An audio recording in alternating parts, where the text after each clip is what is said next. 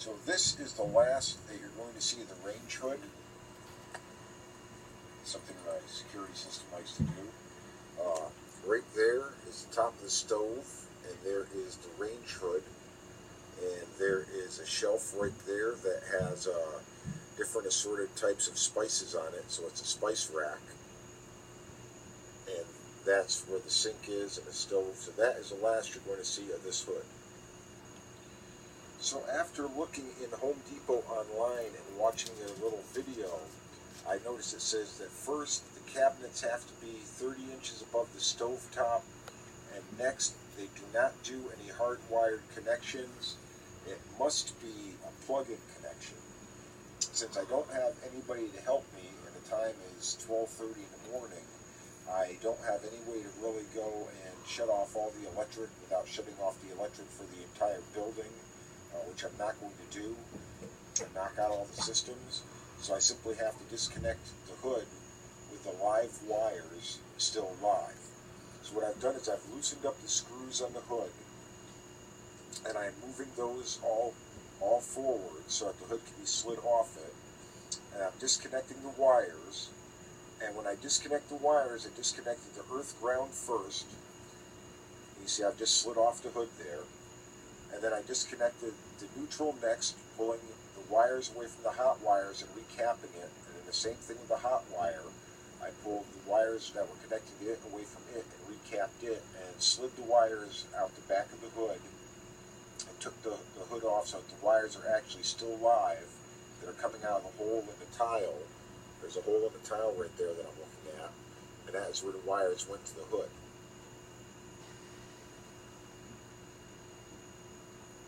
So I'm also feeling up behind there to see where does that hole in the tile go behind the cabinet. Is there a way to string wires up there for the plug-in?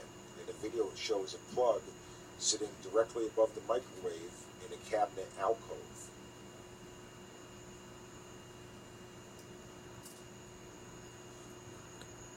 So I run the Reptile Rescue.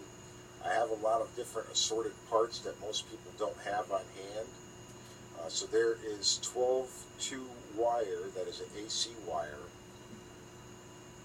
And right now I'm drilling a 1-inch hole or so, maybe half an inch, into the back of the cabinet, and that wire I'm going to feed it down through there and out the hole in the tile. And that wire right there is the wire that's going to go to the new outlet that'll be up inside the cabinet. This video is actually, I'm recording off a security camera that monitors the back door in the kitchen. At this point, I've put a single gang outlet box up there and pulled the 12-2 wire into one side of it, and wires that are a 14-2 that come in off an extension outlet on the other side of the cabinet that you can't see, and those are both into the single gang outlet box now. I've gotten together an outlet cover and screws and the outlet itself, and I've just gone and screwed the back of the outlet box. After I drilled a hole in it, now I'm screwing it into the back of the cabinet.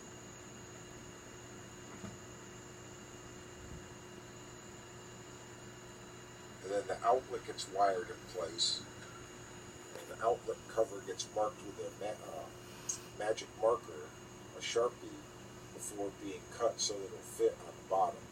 Since the bottom of the plug-in, the single gang box sits on the bottom of the cabinet, so normally the outlet cover would not fit because it would overhang that box. So it was cut off on the bottom so it'll fit. Since it's really there just for the microwave oven to plug into. And this is actually the outlet cover itself being cut to fit.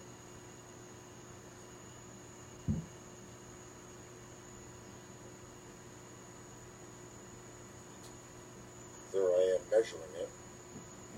Now I take sheet metal shears and just cut that off with a trash can, and in it goes.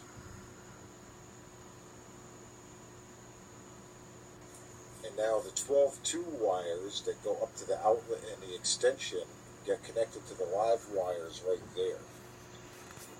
First I uncap the neutral live wire and hold the live wire, there's not a live circuit yet, but I hold the wire that's white up next to the white that's live, that's a return. I hold them side by side and cap them together. Then I uncap the black, which is the hot wire, that's your feed wire, and I held up the wire next to it from the 12 tube that goes to the outlet, and I capped it as well, so the two wires are sitting next to each other and the cap gets put on it, so it doesn't matter if it's live, you're not getting your fingers near it, and on it goes.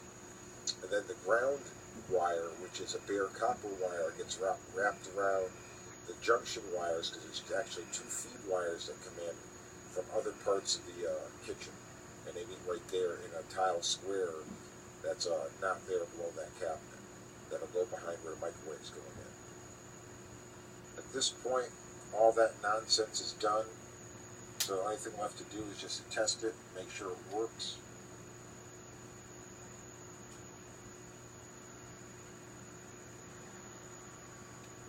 I turned on that device that was on that extension outlet, and it works, so that is all done. The next morning, a hook and the spice rack both get removed. That would be in the way for the installation of the new microwave oven.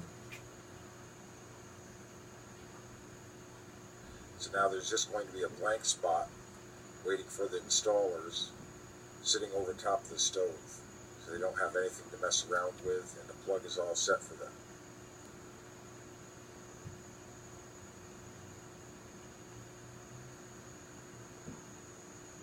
The next day when the installers showed up, or later on that day actually when they showed up, lucky enough that I have a brand new 200-piece set from Home Depot that has masonry bits as well as wood boring bits, because they're just basic installers. They're not set up to drill through tile, and they're not set up to do a lot of work modifying the cabinets.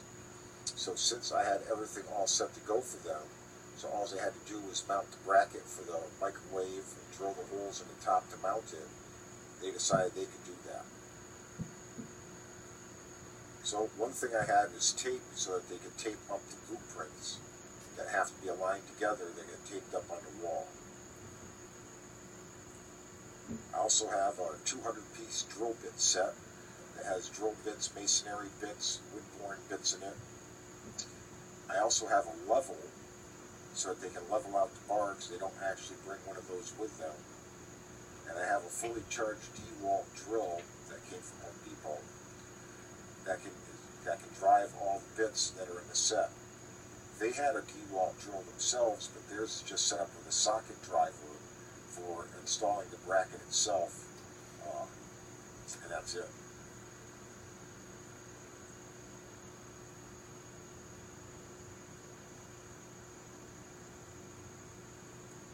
However, the installation went very quickly since I had everything set up and I had all the tools. So all I had to do was mount the bracket, drill 3 holes in the wood after they drilled a couple holes in the tile, and it was it. So basically 2 holes in the tile to hold that bar in place. Each one goes into a stud. I had already marked out alignment marks for the studs for them, so that way they don't have to worry about finding the studs either. So they mounted that bracket, 2 bolts, and then they had to drill 3 in the top. 2 that hold the front of the microwave up to the cabinet so that the weight rests on that bracket, and then 1 for the cord to go up into the cabinet to plug into the plug, or the outlet.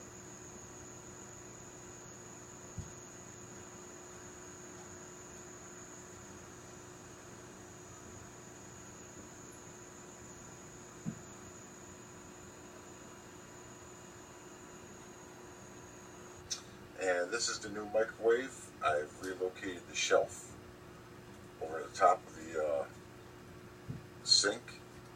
Here's the microwave itself.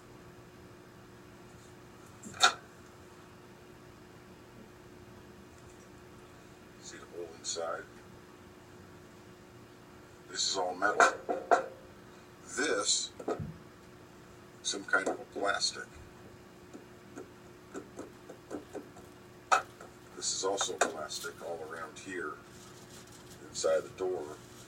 And then the front, even though this is a stainless steel, this right here between the main body and the front is plastic. This is for the lights that go over the top, and here's for the fan.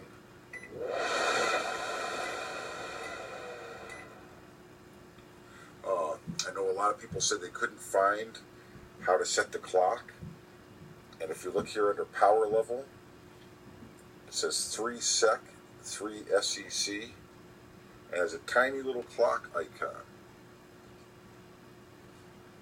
And you have to hold this for 3 seconds in order to set the clock.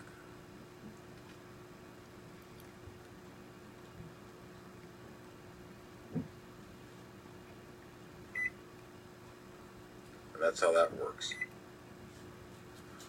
Under stop is economy setting. Lock is under kitchen timer. And then here is for your options. You have to press and hold on the O. And see it goes to OP1. And that's how you go through the options. There's where the turntable on and off is. So several of the controls are hidden underneath other controls for the microwave oven. Here's what the bottom looks like. You got a filter, you got your light, you got a filter for the other side. Those go up, of course, obviously with the fan unit. This is all metal. And that is the new microwave. Oh, so here, as you can see what I did, where I put in the plug-in. At the bottom of the outlet cover is cut, as you can see, so it fits along the bottom of the cabinet. And then that comes in from the extension outlet over there on the side. Because originally, before the stove came in, there was another outlet, but it's hidden. You can see the top of it right there. So that's the original outlet. So this went to replace it. And it's wired in to that outlet, which feeds down to the hole in the tile that you can't see because it's down below the microwave. But this is what was necessary in order so that they can install this, is you need to have an outlet up here to plug into. And you can see they drilled a hole for the wire to come out, you know, for the microwave to come through there. There's one mounting position and a second mounting position. And those are for the microwave to sit onto the cabinet.